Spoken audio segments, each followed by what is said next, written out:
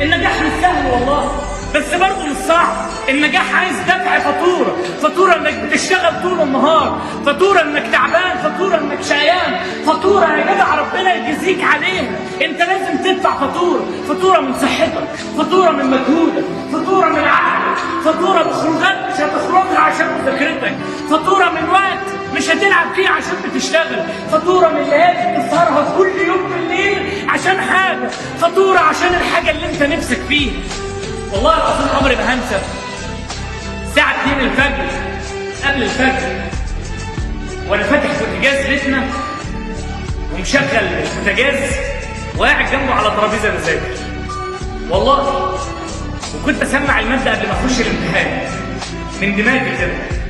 وما كنت اخش امتحان الشفوي كان يخافوا اخش معانا عشان داخل معايا مفروض. كان عندي احلام مع اني ما كنتش راضي.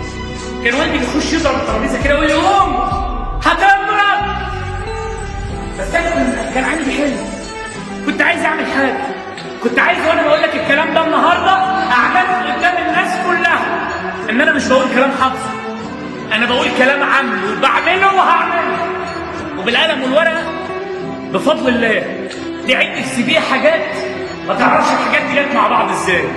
وبغض النظر ان انا لا استحق ده وهو بركه دعاء الحاجه يعني، الا اني ما كنتش بضيع وقت. انت لازم تدفع فاتوره جامده قوي، وانت بتبص على العربيه البي ام والمرسيدس في الشارع اللي راكبها واحد يتجاوز سنك ب10 سنوات، بص انه دفع فاتوره عشان يوصل لده.